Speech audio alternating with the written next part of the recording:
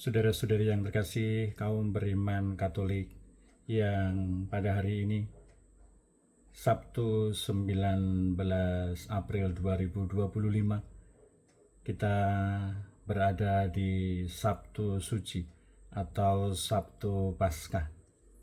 Senang sekali saya Pastor Petrus Suharjono bisa menjumpai Anda sekalian yang sedang bermenung dan juga berefleksi secara mendalam pada hari ini, pada hari Sabtu Suci, pada hari Sabtu Paskah. Dokumen gereja menyebutkan bahwa hari ini adalah hari Sabtu Paskah, tetapi kita lebih akrab, lebih familiar dengan nama Sabtu Suci. Itu juga tidak salah, itu juga keliru. Dan gereja menganjurkan kepada kita semua bahwa pada hari ini, pada hari Sabtu Suci, gereja tinggal di makam Yesus merenungkan sengsara, wafat dan turunnya Yesus ke dunia orang mati dengan doa dan puasa.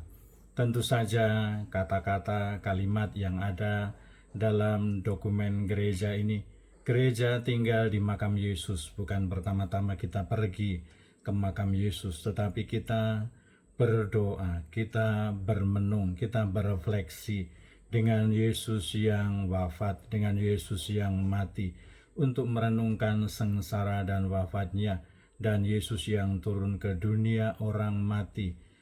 Dengan cara kita berdoa, kita berpuasa, maka sangatlah baik bahwa pada hari ini kita bermenung, kita berefleksi, kita tenggelam dalam permenungan kita, dalam doa, dan juga kalau memungkinkan kita berpuasa untuk menumbuh kembangkan kerohanian kita, spiritualitas kita, supaya kita semakin mampu dan tekun untuk bermenung, berefleksi atas sengsara, wafat Yesus, dan Yesus yang turun ke dunia orang mati, seperti yang dikatakan di dalam kredo kita. Ia turun ke tempat penantian.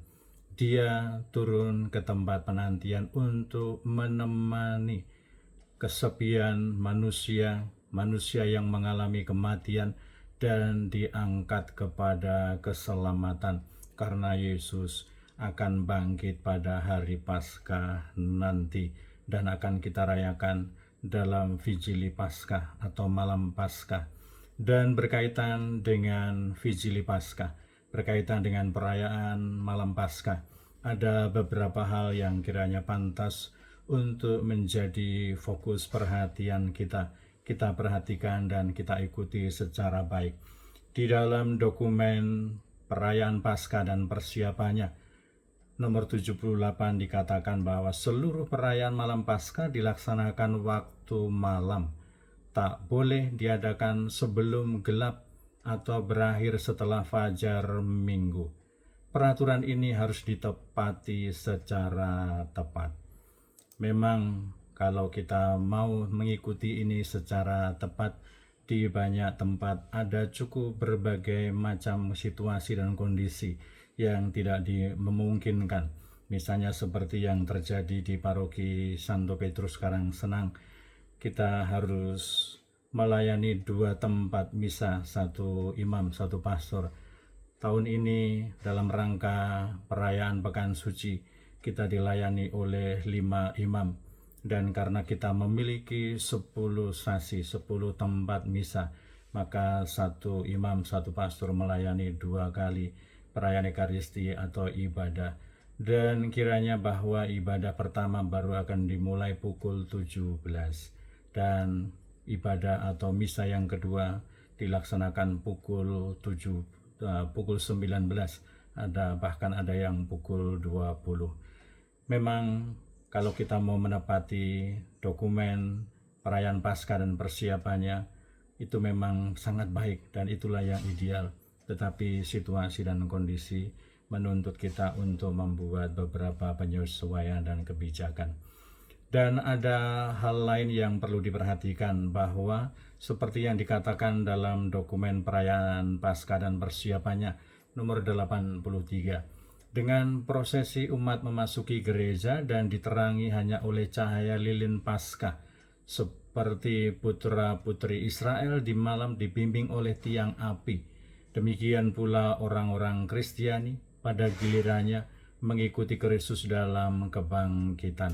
Jadi lilin Paskah yang dinyalakan dari cahaya api yang baru itu mau menandakan di dalam kisah bangsa Israel dalam perjanjian lama, di mana mereka dibimbing oleh tiang api, dan dalam konteks perjanjian baru Kristus adalah cahaya dunia.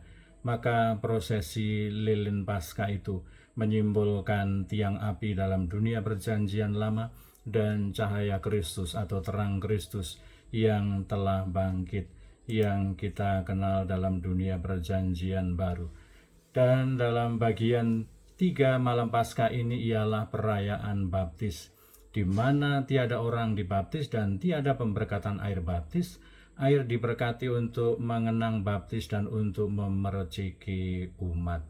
Jadi dalam perayaan malam Paskah atau Vigili Paskah biasanya diadakan pemberkatan air baptis, diadakan baptisan, atau kalau tidak ada maka diadakan pemberkatan air suci, dan itu nanti akan digunakan untuk memerciki, memberkati umat, untuk mengenang umat, mengenang perjanjian baptis atau janji baptis yang telah diucapkan ketika dulu dibaptis.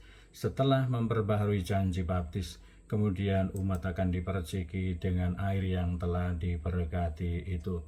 Dan dalam nomor 94 dari dokumen perayaan Paskah dan persiapannya ditekankan harus diusahakan agar perayaan Ekaristi jangan cepat-cepat dan tergesa-gesa.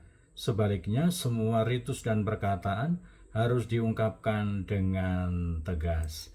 Maka moga-moga ini juga menjadi peneguhan dan juga penguatan untuk umat beriman dan juga para petugas liturgi, supaya tidak terburu-buru tetapi mengikuti perayaan Ekaristi, melaksanakan Ekaristi dengan penuh kehikmatan, dengan penuh penghayatan dan sikap Ekaristi yang baik. Dan dikatakan pula kaum beriman yang karena cuti dan tak berada di tempat, hendaknya diajak agar mereka mengambil bagian dalam ibadah di tempat liburan mereka. Jadi untuk menekankan betapa pentingnya perayaan malam Paskah ini, bahkan mereka yang ada di tempat yang jauh, yang sedang liburan, yang tidak ada di rumah, mereka dianjurkan untuk juga turut merayakan ibadah, merayakan perayaan malam Paskah itu sebisa mungkin, sedapat mungkin, karena disitulah bahwa Tuhan senantiasa menunjukkan rahmat dan karya penebusannya bagi kita. Maka kiranya bahwa ada banyak kekasan Vigili Paskah, ritus dalam perayaan malam Paskah, bahwa di situ ada lucernarium atau upacara cahaya, pemberkatan api baru yang akan dipakai untuk menyalakan lilin Paskah. Dan di situ dalam perayaan itu ada banyak bacaan, ada 9 bacaan secara keseluruhan, dan dimungkinkan bahwa dikurangi menjadi 5. Tetapi setidak-tidaknya ditegaskan bahwa kitab Keluaran bab 14 harus dibacakan, karena disitulah yang menjadi dasar, menjadi bibit, menjadi benih dari Paskah Kristiani. Dan di situ ada liturgi baptis, entah ada baptisan atau hanya pemberkatan air baptis atau pembaharuan janji baptis. Dan pada akhir perayaan Ekaristi dan seharusnya memang ada diakhiri dengan kata-kata Alleluia, Alleluia. Itu mau menunjukkan kemenangan, kebahagiaan, pujian bagi karya Allah, bahwa Tuhan Yesus telah bangkit, telah menang atas maut, telah menang atas kematian.